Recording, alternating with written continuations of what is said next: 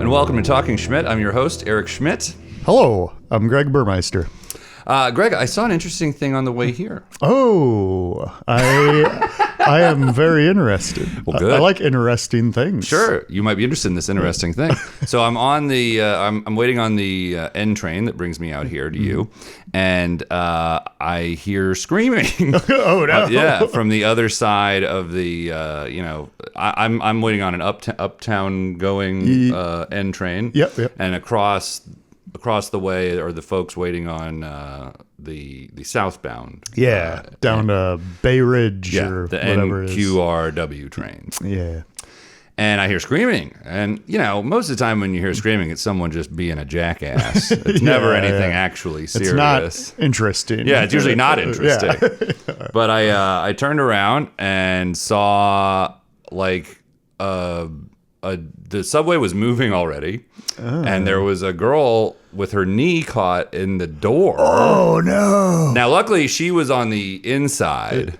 She was almost fully inside. Most of her was 95, 98% of her was inside. Yeah, but her knee, her vital organs, vital organs, all inside. That's what you want, Yes. And I don't know how big the subway, the tubes that the subways are in are.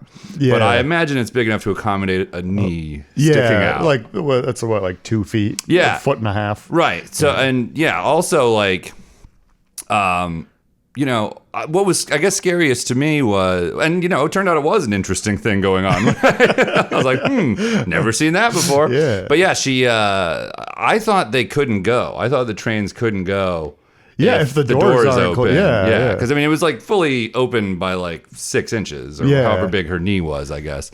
And, but yeah, and there were people on I think what she was trying to do, if I'm guessing correctly here, because it'd be kind of odd for you to suddenly just stick your knee into the closing doors when you were inside the subway. Yeah. Because I have kind of had that happen if I'm trying to squeeze onto the train at the last minute and the doors start to close, but then they kind of pop open and reclose. Right. Yeah. Or you just give up. But you can definitely pull out of it. Yeah. You're not just fully stuck. Yeah. No. That's the thing. She definitely. I'm not sure if she had the strength to do this herself, but there were certainly tons of other people on the subway that could have just grabbed her and pulled her, and it's not going to break the skin or anything. They're metal doors, but it's there's it's got the it's got rubber around it. Yeah. So you're not gonna be seriously injured. Just pulling as hard as you can to get out of there. You might be seriously injured if a part of your body is sticking out of the subway while it's going. That's a possibility. But yeah, I was like, holy shit, I didn't realize that was a thing. And then I Google it. And, the Google AI that automatically answers your question now is no, they can't move with the door open, but sometimes they do. It's okay, well, they're not supposed to, but, it sounds like there's sometimes there's malfunctions. And I've seen videos before of, them just fully in motion and just one of the doors is completely open. Oh, wow. Yeah, that's scary, that's why sometimes I try to not lean on the doors. Yeah, because, same. I don't need that. Yeah, I don't need to fall out. I don't trust them. That's instant death. Yes. Just falling out. But anyway, so we hope you're okay, girl who got her knee caught in the subway. What I am guessing is she tried to open it for some people, because it looked like there was a group of people standing out right outside of the door as it started moving, and one of them, they looked like tourists, and one of them just had a full-size dog. A big dog, and you're just oh man, you seem like the kind of idiots. Maybe they all knew each other because they all seem like idiots. Getting your knee caught in the door and having a goddamn golden retriever. Fucking, what are you doing? So we think you're dumbasses unless you died, in which case we're very sorry. Well, and then even we'll just totally erase this part if it turns out that's what happened. Tomorrow, it's girl horribly killed by subway. So enough with the possibly sad stuff. Greg, you were in a movie recently. We forgot to talk about it last episode, but because it happened before. But tell me and our listeners about it. Yeah, it was a band member of a wedding band in Kevin Hart's new Netflix movie. How about that? Yeah, how about that? It's called 72 Hours. Cool. Probably coming out next year. Sure. What song did you play? Was it a cover? Or? I actually didn't play. What? Yeah, I would have got paid way more if I actually played a song. Well, what'd they have you do? Oh, I was just like it was at a wedding reception, and I was on the stage with the band, and we were just kind of like chilling in between songs. Oh. And yeah, and I realized the main scene was like Kevin Hart talking to people down on the dance floor, so I guess it wouldn't have really worked if we were like playing loud music. That's true. They didn't have you. I was gonna say they didn't have you pantomiming it either. I guess you guys were just hanging out between. Just kind of chilling. Yeah, that's cool though, man. Yeah, I liked your fun. outfit. It was like a pink. Pink tuxedo. Yeah, That's cool, man. And you have like a day job. Yeah. So you don't normally do this kind of thing, but this just seemed like a fun one that you wanted to do. Right? Yeah, I got the email about it, and so I was like, I'll take a day off to do this. Sounds like fun. Yeah, it could end up being really silly, Yeah, like you being in a Kevin Hart movie. Yeah, so. I hope so. Well, we'll look forward to seeing that, Greg. I had an interesting week of work. I was so a few weeks ago, I get this email. That's like, hey, you got to do a callback audition tomorrow morning, like 10:40 a.m. for this new Kevin Hart. Yeah, Netflix for this new. We want you to play Kevin Hart. No, it was for a Disney commercial, and I was like, oh yeah, I remember submitting for that for like a month ago, and they just didn't hit me up. But now all of a sudden they're in a rush. Yeah, and so I went on, did the audition, and then I got an email later that evening that was like, hold these dates, like which. Every other time I've been asked to hold dates, I ended up going and doing that work. And it worked out. Yeah, every other time, 100% success rate. Wow. If someone says hold these dates, I usually count that. I'm like, all right. Yeah, that's. You're essentially booked. Yeah. I'm high stepping into the end zone. Yes. Yes. So they were like, hold these dates. I was like, okay. And then another gig I had submitted for an NFL like commercial thing hit me up, and they were like, hey, are you available? You submitted for this. Are you available? And I'm like, well, I'm like kind of in this Disney thing. I'm already holding the dates for this Disney thing. I'm holding too much here. Yeah. I can't hold a football too. What are you doing? Come on. So they were like, oh, all right. And I was like, yeah, I don't think I can do it. Like I'm already in Florida anyway for this Disney thing. It was in Orlando. And so like, I'm sorry, I don't think I can do it. And they were really cool about that. Actually at first they were like, can we offer you more money to do the NFL thing instead? Wow. And I was like, I don't think so. And also like just ethically it would have felt kind of messed up for me to be like, sorry, Disney people, like I know you asked me to hold first, but like I'm gonna do this. Yeah. So I was just like, nah. I'm that's really kind. But like I think I gotta stick with this. And they were like, all good. So but then the day I was supposed to go to my fitting for the Disney thing, I hit up the casting people, and I'm like, hey, like what's going on? Yeah, like the clock is ticking. Yeah, like what time do I need to come to the fitting? No one ever reached out to me, and they were like, oh, hold on a sec, let us check with production. So then they text me back, and they're like, oh, they actually decided to go with a real family instead of the people they had asked to hold for like this fucking thing. And I was like, well, I'm already in fucking Florida. Also, like, I declined another job for this. That offered you even more money to try and buy you out from Disney. Yeah, and I think what happened, I don't think it's the casting people's fault. Like, I mean, I guess it's possible they just like had that information and forgot to relay it to me. Like, well, hopefully he doesn't come to Florida. Yeah, but I think what happened is there's just too many like people that have to like confirm something, like too many studio executives. So like it's probably Orlando and Los Angeles. Like it's just too many things probably going on. So the information probably does go out quite slowly, but still like what the fuck? Did they ask that family to hold too? Did they ask like two sets of people to hold with the full intention of like telling one like, oh no, actually never mind. They almost should have paid you like a retainer or something. For sure. Yeah, absolutely. Like, and they knew, like the casting people anyway knew I was traveling for it. Yeah. Like I offered to cover my own travel because like it paid enough that I didn't mind doing that. Yeah. But like then to have it just pulled out from under me, I was like, what the fuck? So I hit up the casting people that were asking me to do the NFL thing, and I was like, hey, like I am available now. Don't suppose you'd have me? And they were like, nah, yeah, we'll have you. So I ended up getting to do that. Perfect. Gig. Yeah, and like that ended up being a really interesting gig. So if you can see me right now, you probably don't think of me as like a model type. And that's fair. I'm not offended by this. I understand this about myself. But this was a modeling gig. The NFL thing was a modeling gig. Amazing. It was weird as hell. It was like one of those things where like in between the like takes, they were like doing like they dab you with I was like, this is weird as hell, man. And like when I went there for my fitting, which they actually told me a time to go, and I went, it was very nice. It was me, and then just like and it was all women that day, but they were like models. Yeah. I was like, and why me? Like, what is happening? So, but yeah, it was really fun. Everyone was super nice. Like, yeah, I mean, I was just so thrilled with it. And they were nice throughout the entire process before. Yeah. I probably should, that should have been a clue. I should have been like, you know what, fuck this Disney shit. I am just going to do the NFL thing. But, so anyway, I don't know. Like, I don't know what lesson to take from that. I guess, like,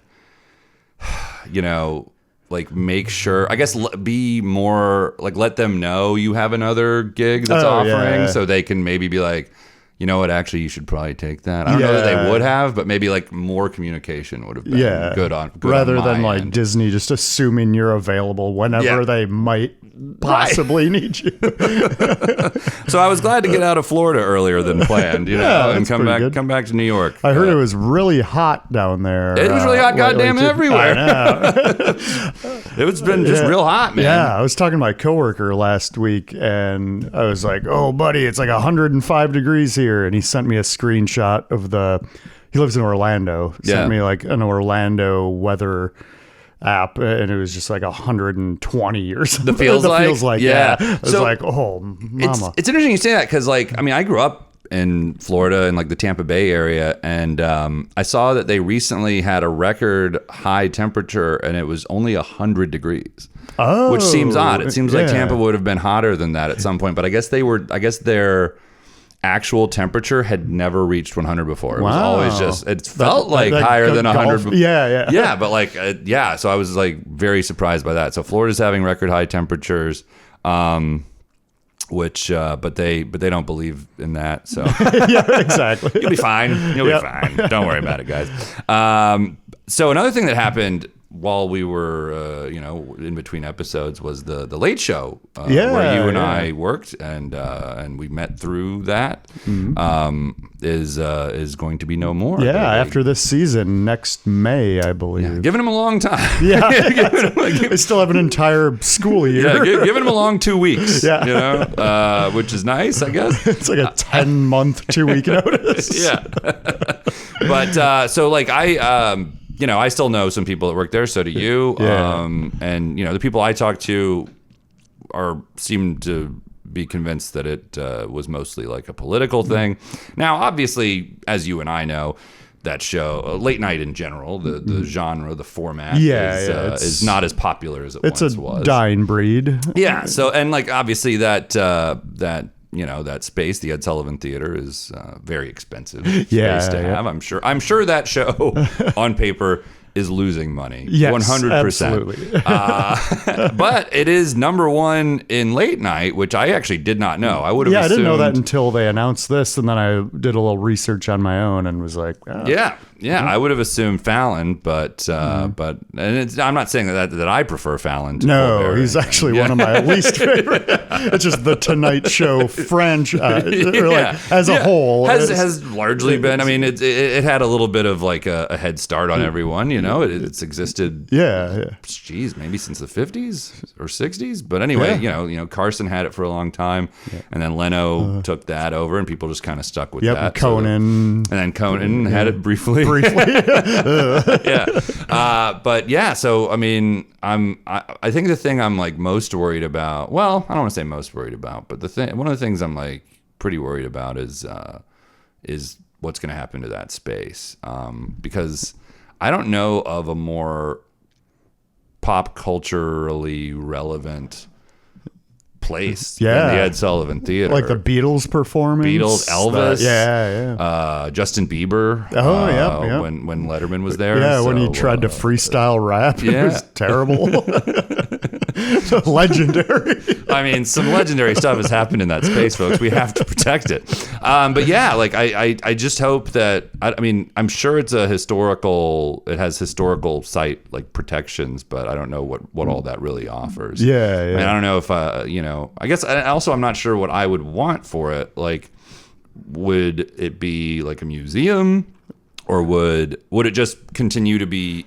I think it would be cool because we saw so many great concerts there, like full concerts. The sound was really good. Yeah, like, and not just like them playing one song on the show. I mean, like we would, they would come back and do that thing called the live, hour long. yeah, or more. Live, they would do live on Letterman, and it was like a full concert, and those were always so good.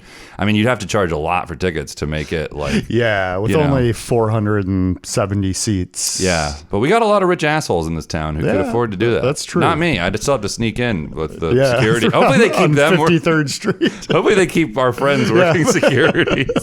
Hey, let me in. But anyway, yeah. So I'm just like, like you. I'm sure. I'm just kind of concerned about. Also, like, I mean, it's very concerning. Not that I was like a fan of the show, but I mean, I'm a fan of the franchise for sure. Yeah. But like, it wasn't like I was sitting around watching Colbert. I mean, to be honest, like I found most late night shows to be kind of depressing to watch after Trump was president. Yeah. It was just like, oh, this sucks.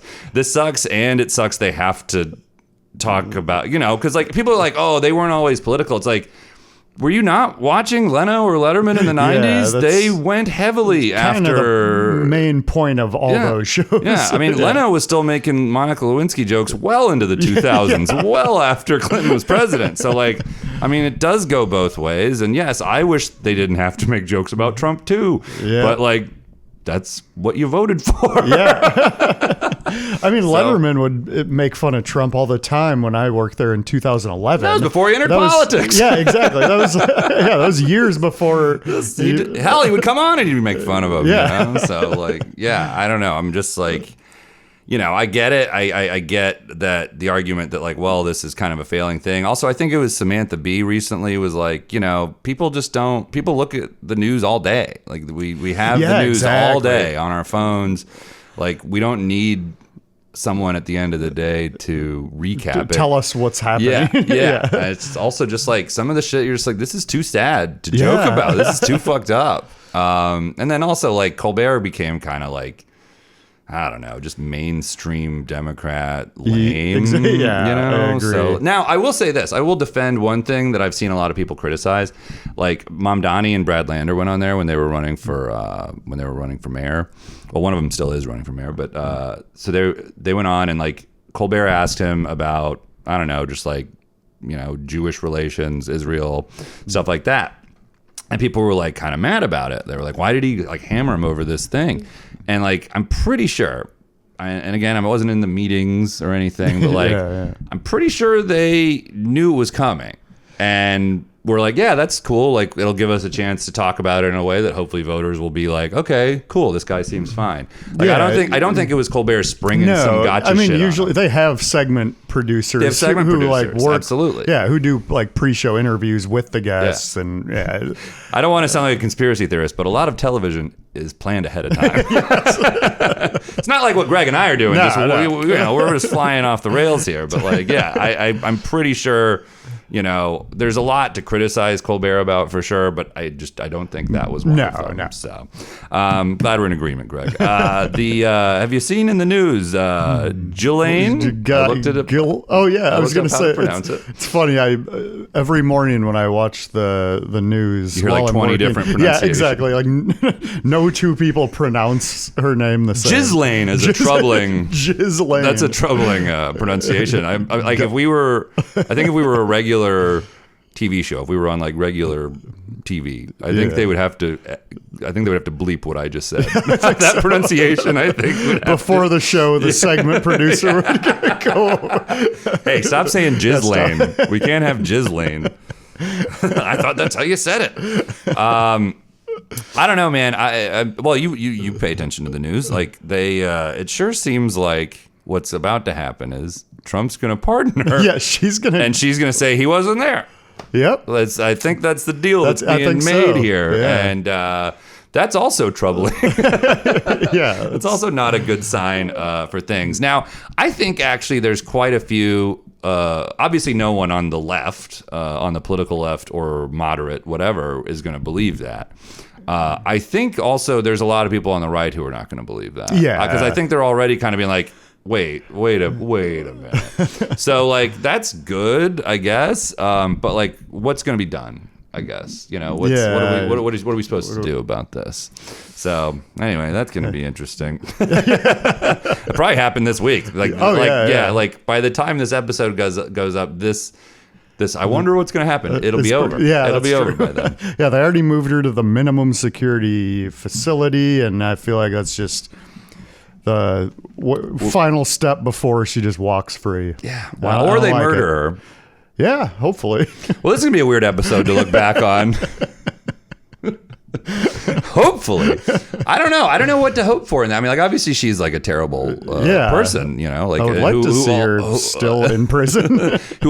She definitely did some of the assaulting herself too. Yeah. Like, and Trump seems to never say anything negative about her, which is the weirdest thing. I mean, it's such an easy political layup and dunk. Oh, just be like, yeah, she sucks. That's all you got. And everyone's like, woo. Yeah, right. Like, I also think she sucks. But he keeps saying stuff like, she's fine. And you're like, what? What are you talking about, man? So anyway, another topical thing that I wanted to talk to you about, Greg. So I'm on the internet, I'm on sure. Some would argue too much. Some would argue too online. Oh, no. But I don't think so. But anyway, so I got this. So years ago, I made this Twitter account called Exit Row for the Tall. Yes. And what this Twitter account argues is that tall passengers should be given exit row seats at no additional charge. Now, when I made it, there were a lot of tall people and a lot of tall allies like yourself who were like, yeah, this makes sense. Yeah, because it's uncomfortable for me as a 5'9" man, right, to sit in a regular airplane seat. Yeah. So I can't imagine being in Michael Jordan's height, right? And I'm not looking for like luxury here. I'm not asking for free drinks or or even first class. Yeah, no, I'm not asking for that kind of thing. It's just like they have to have exit rows in case of an emergency, and so it just there's a little more space for the legs for them. They're not wider seats or anything. No. It's still the same like shitty. Everything else is shitty. I can assure you, it still sucks. Yeah, it still sucks very much. But like it's just from a like physical limitations. It's not a want, it's a need. Like because like if I sit in a regular seat on any American airline, like not like American, Delta, JetBlue, they're all in the range of like 34 to 38 inches, I think, of pitch is what that's called. And like all of them, my knees are touching the seat in front of me. You almost have to like put your leg into the aisle, and then that makes it difficult for the flight attendants. Yeah, you got a man spread carts. Yeah. You got to do something to deal with it. Now in the before times, they would. I feel like flight attendants or even the people working at the gate agents would just be able to use their eyes and their brains, and they'd be like, "My God, we got to give this guy an exit row," and they would do it. But then I think the corporations, the airlines, and their lobbyists were like, we've got a way we can squeeze more money out of these poor fucks. So so then they were like, you can't do that anymore. You got to make them pay for it, and it's often like $100 or more. Yeah, it's a lot. In addition to what you've already been prodded out of you. Yeah, and these days it's like $700 for like a off-peak flight. Yeah, totally. Come on, totally absurd. The greed with which these airlines are approaching things, and. I mean, also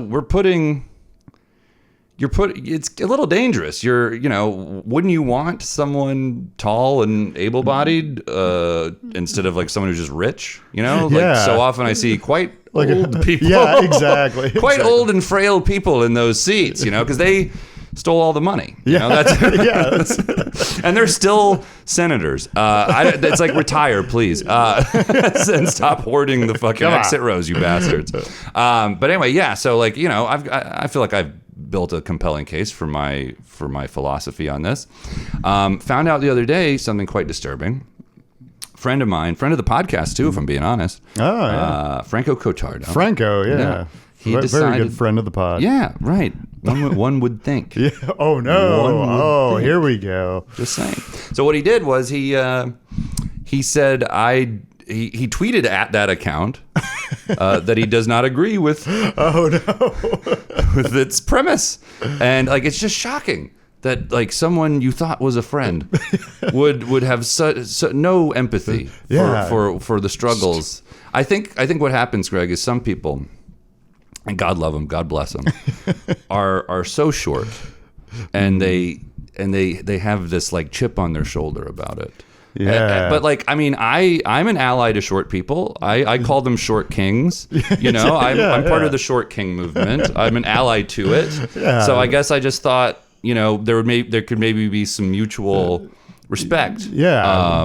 Maybe we don't have to be enemies. No, maybe I'll stand on the side or in the back at a concert. Yeah, there we go. You know, if we can have this trade off, I'll get things for you from the top shelf. Get the banana off the top of the refrigerator. Yeah. Or at the grocery store, if I see a person like Franco who's like trying to get some cereal or something, a very small man. Yeah, I can get it for him. Yeah. You know, like this is the social contract we should have, but it appears there's still some folks out there who are bigoted against us talls. Yeah.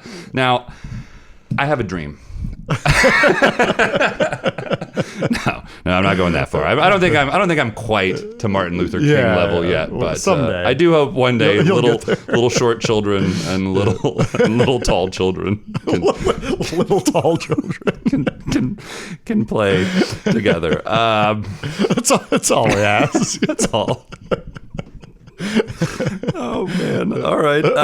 Have you seen any good movies lately, Greg? Yeah, I have actually. Yeah. What do you say? Yeah. Last Tuesday, before I went to go see the Yeah Yeah Yeahs. Oh my God! You went and saw the Yeah Yeah Yeahs. Well, that's even better. Yeah. Than movies. Jesus, live music, you can't beat it. Love it. How was it? It was amazing. They sounded great. Yeah, I saw a clip, and if you don't want a spoiler on the Yeah Yeah Yeahs concert, I guess pause and skip ahead a little bit. But they did like a really cool version of Maps. Like they did. A lot of the songs were a little more like acoustic with like a string section, like an unplugged kind of thing. Yeah, almost. That's cool. Yeah, I can dig it. Yeah, it was good. Yeah, I saw like someone posted a video from the concert of their version of Maps, and I was like, oh man, that's so badass. I hope there's like professional recording done of that. Did it seem like there were cameras or anything? Or? I didn't see any. Yeah, this was at the Beacon. Right. Which is like a really cool place. Yeah. But yeah, Spitting Off the Edge of the World was really good too, and it was a little more chilled out than the album version, but it was cool. Good. Yeah, all right. And so before that show, we went to the new Fantastic Four. Oh, which man, you did a real double feature there. Yeah, my God, movie and music. How about that? Did you have time to eat anything, or did you just fill up on popcorn? I did fill up on popcorn and then got some oysters before the concert. Whoa! Yeah. All right. Ooh, not the most filling, but they were tasty. Got to be careful with those things. Yes. So Fantastic Four. Yeah. How many oysters are you giving it? I'd give it 4 oysters out of 5. 4 out of 5. My God. Well, Fantastic Four. I see what you're doing now. Yeah. But yeah, it was good. But I also saw Superman, and comparing the two superhero movies, definitely like Superman more. Wow. So that must have gotten 5 goddamn oysters. 5 bags oysters. 5 bags of oysters. Mike, that's like bags of oysters. Several dozen oysters. This is fantastic. A lot of zinc. It's more fantastic than those 4, I tell you. Well, that's cool. Any other movies recently? Also saw the new Jurassic World. Okay. Which that was a little longer ago, I would imagine. Yeah, that was more like 3-4 weeks ago. And you dug that too, right? I liked it. It was a little more bad. It was a little more bad than the other two I mentioned. I saw it in 3D, so it did look really cool. More but like a ride at that point. Yeah, exactly. That's cool. But I think I still like the original. Have you watched Happy Gilmore 2 yet? I also watched that. Yeah. What'd you think of that?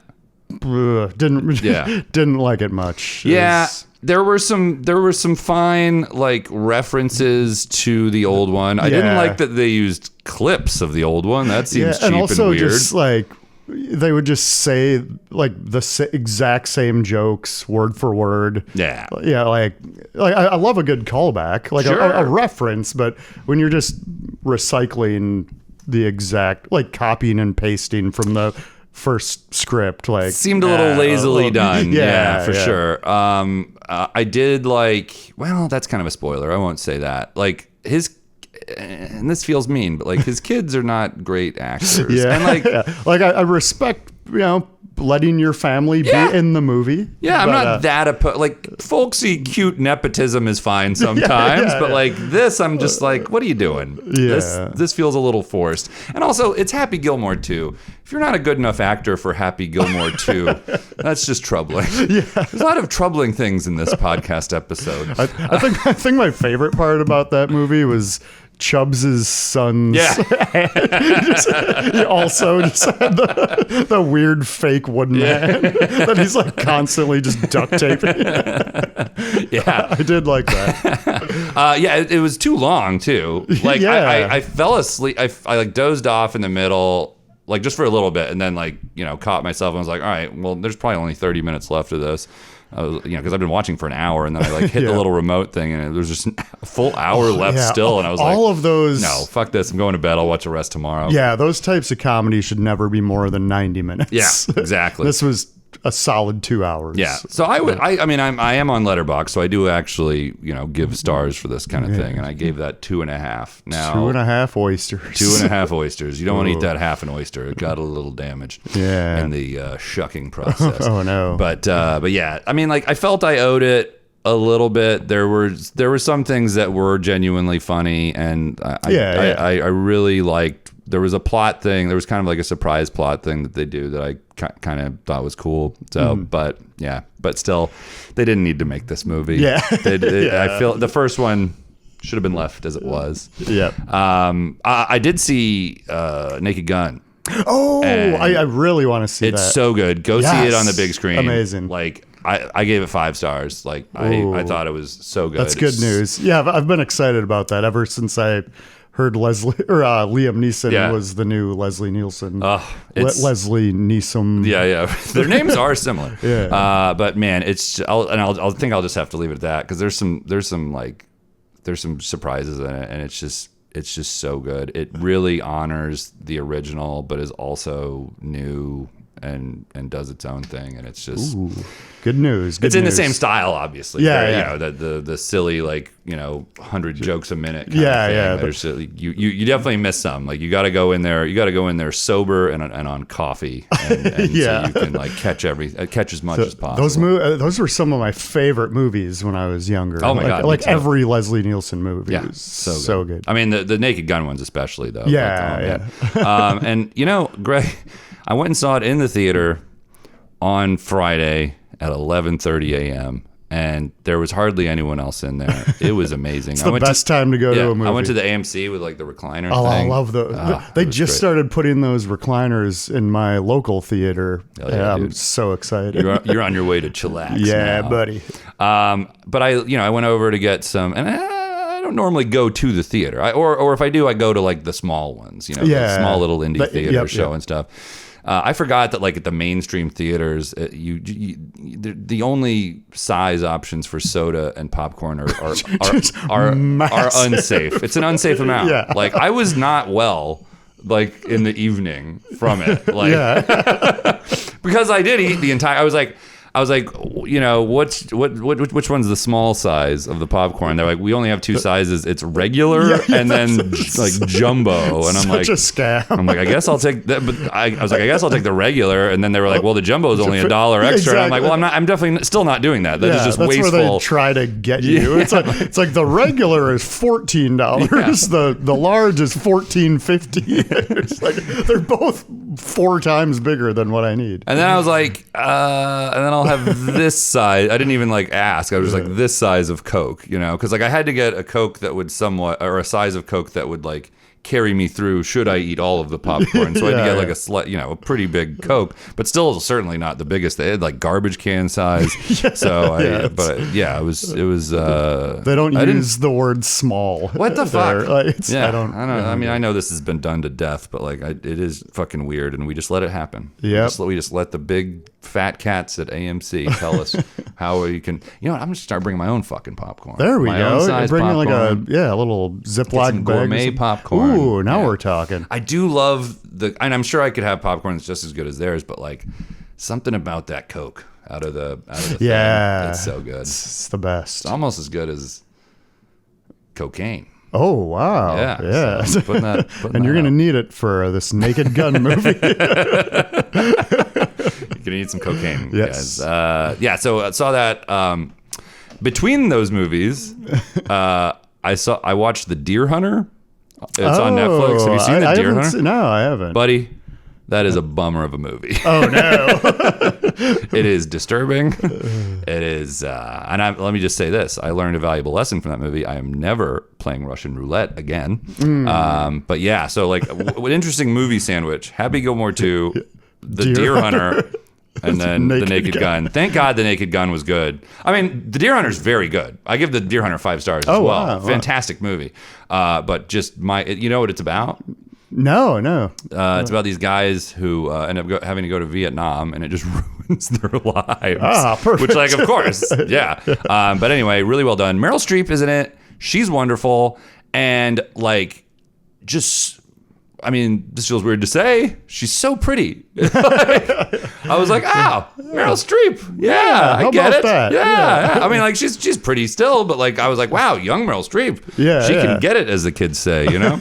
So anyway, go see those movies that Greg and I like, but don't see Happy Gilmore 2. Yeah. Unless you're Adam Sandler and you're watching this, in which case we loved it. Yay. We'll see you around. Anyway, thanks for listening. Unless, Greg, do you have anything else? Oh my God, we got to promote the show. Oh, Live Snakes. Live Snakes, come to it. It's tonight. Yes. Greg will be playing music. I'm not going to be on stage in any way, so you know it's going to be good. Hey. Connor Cregan's hosting. Catherine Zini's going to be on it, along with some other people. So come out and see it. And Always a good time. yeah. Thanks for listening. See you next time.